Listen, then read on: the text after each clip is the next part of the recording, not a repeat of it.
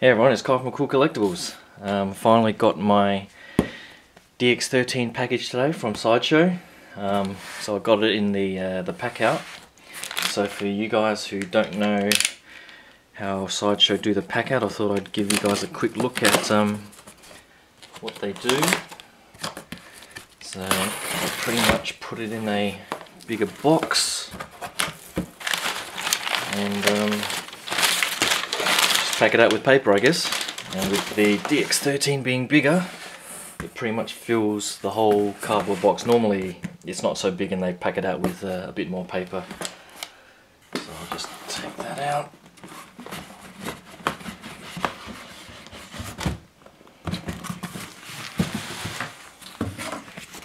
So a bit of paper in there, keeps it nice and safe. But there you have it. So I'll do a quick unboxing and show you guys a bit more in a second. Thanks, bye. So here it is out of the box, the shipper, and it's really nice. It's done in the same sort of fake leather material as DX10, this time with the battle damage obviously, so you get the bullet holes and the nice red paint coming through for the blood. So that's awesome. Okay, and then you open it up with the magnets, and the bullet holes follow through there, which is nice. And with the standard DX card, this time they've come with a piece of I guess his leather jacket, which is nice, and the thickness of the foam on this one is pretty thick compared to the others. And there you have it. And that head sculpt is such an improvement over DX10. I didn't think DX10 was all that bad. It did look a little young, but this one is pretty damn good. Just look at that detail on the chest there, on the leg. Just looks phenomenal. And there's the exclusive headpiece there, and the T-1000's in there, and I think the rest of the accessories are underneath. So I'll take everything out and give you guys a closer look. Alright, back again, and here are all the contents out of the box, and I gotta say, this is how every DX package should come. It's pretty impressive, so I'll just quickly go through. Here's the exclusive head sculpt for the T-1000. Pretty nicely done. I can't actually remember in the movie if in that particular scene where he twists Arnold's arm, if it's actually that particular head sculpt there, or the more human one. So I'll give you guys a closer look there. Now some people said that they thought this looked pretty cheap, but I think it looks pretty fantastic on display. So I'm definitely gonna have him on display, probably in that fighting pose with the fist and the arm through there. So definitely glad to have that additional piece. Here comes the battle damaged. So this is the battle damaged jacket, and the detailing on that is really nice.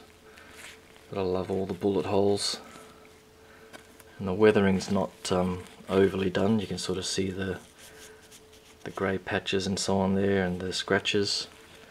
So it's pretty subtle and not overly done, so that you can even see some of the blood spattering there, which is nice. So unlike the DX10, I don't think this is leather, which is probably good. All the, I'll just pan down here, so you get all of these hand sculpts and the detailing. Just look at that. Just the paint app and seeing the endoskeleton underneath is just incredibly done. So you get a left and right handed fists. These are the gun holding hands, which are nicely done. So I think the other DX figure that I thought they did a fantastic job on the fingers was DX11. So the subtle detail on the skin and so on, but this DX13, I mean, just look at that finger. That's some gruesome awesomeness right there. Same old stuff here. So his famous thumbs up in that final scene, if you wanted to recreate that, which is pretty cool. And of course the fully battle damaged head sculpt, which is such an improvement over DX10, it's not funny. I don't know if you can pick up the subtle wrinkling. It just looks so much better, and the blood isn't overly done, I don't think. Even the ear there. So this one here has the usual magnetic, and then you just switch that on, and there you go. How awesome does that look? So that's going to be one awesome display. And I've seen a lot of pictures with that head sculpt and the sunnies from DX10 on, and they look pretty awesome too. So you pretty much just switch that off. And if you want to move this eye using the purrs, because it's inset, you just stick that little joystick in and move it around. I think I'm not going to try that right now because I might have to send this figure back for a reason I'll show you in a bit. But that's the head sculpt there. And with the battle damage, it comes with the ripped out forearm, which now these aren't metal, this is all sort of soft plastic, so you got to be pretty careful not to snap any of these. But that looks pretty awesome. Now I haven't actually changed or tried to change out the arm yet. I've heard you have to take off the jackets to make it a bit easier and then swap the arms out, so I might give that a go. Some of the accessories now, so you get his pistol, which is again beautifully detailed by Hot Toys. Get some of them, so you get all the grenades. I can't actually remember if DX10 I had to put all of these in, but looks like I'll have to put all of them in for DX13. And here's the strap for it all. I'm assuming there's a bandolier or some term for it, but I'm not quite sure. And even that has the nice battle damage, so that's pretty cool. And the battle damaged grenade launcher, I can't actually remember this in the movie at all, but I don't know if that's damaged because of his grip on it or what, but there you go. And the assault rifle that he uses to shoot the T-1000 through the semi-trailer's windscreen, I think. So that's a pretty cool addition. And it comes with the metal pole that the T-1000 drives through him. I actually thought it was going to be metal, but it's like a soft plastic painted in gunmetal. So the paint works pretty nice, but I would have liked it if it was actually metal, but no big deal. And it comes with a little cloth to wipe down the T-1000 and the standard instruction book here. It comes with a nice stand with the metallic look, so I can probably zoom in on that. So I'm not sure if they reused that from Bane or some other figure, but that's pretty much what it is. So on to this guy.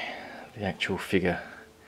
So this is the normal head sculpt, or the semi-battle damaged, and the purrs, same old thing.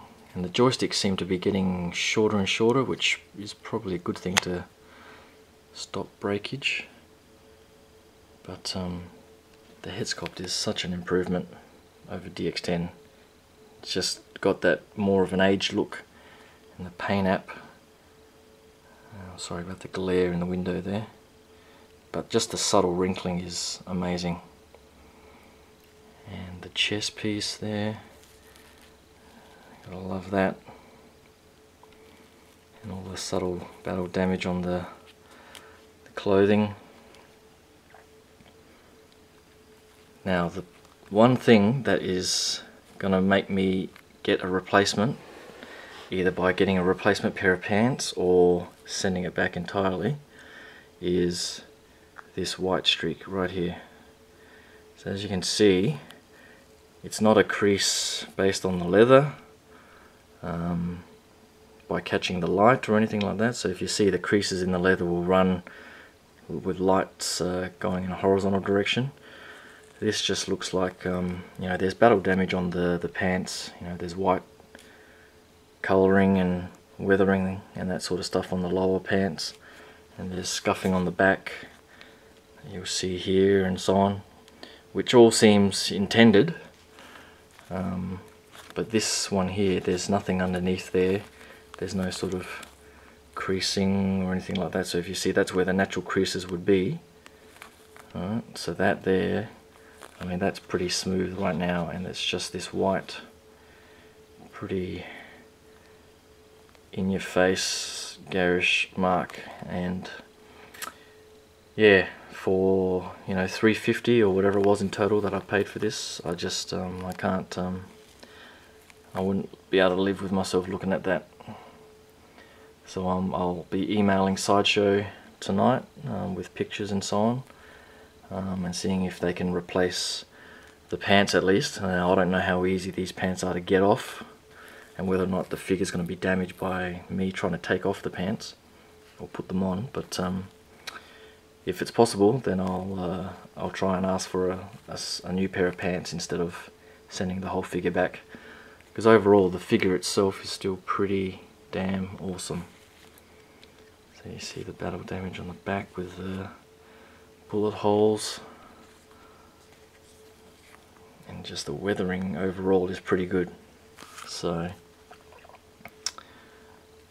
there's not much more I can say, so I'll just hold on a second and I'll grab DX10 out and give you guys a quick comparison. Hold on. Alright, so here's DX10.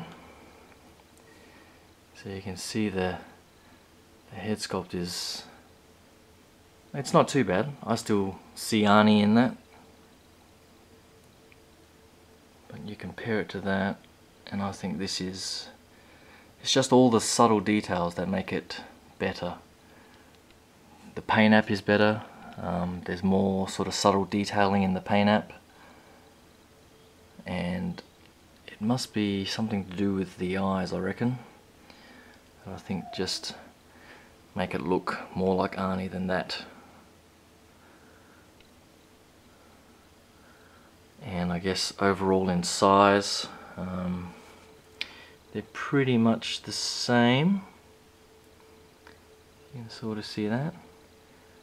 But the DX13, I think, just has a slight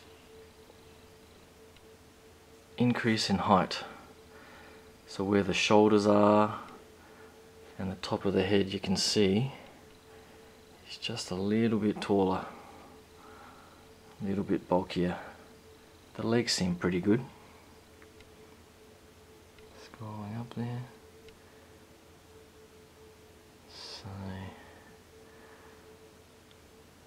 So there you have it. If you're on the fence about this, I think Australians, if you're getting it through Pop Culture or a few other places, you won't be getting this until January next year. But just going by what I've seen today, it's definitely worth the wait. Now if it wasn't for that sort of white streak there, this would be, you know, the perfect figure. And hopefully I can get the replacement and make it that perfect figure, because based on all the accessories and everything else, it really is just as good, if not better, than DX11, sorry, which is probably my vote for their best figure. So I hope you guys like that quick look. I hope you guys can get your hands on it if you haven't ordered it already, because I definitely think it's going to be a sought after piece. What with all the accessories and the packaging and so on, it's definitely going to be a sought after figure. So get out there and get on it if you haven't already, and I'll let you guys know how I go in talking to Sideshow. So I'll talk to you guys soon. Thanks. Bye.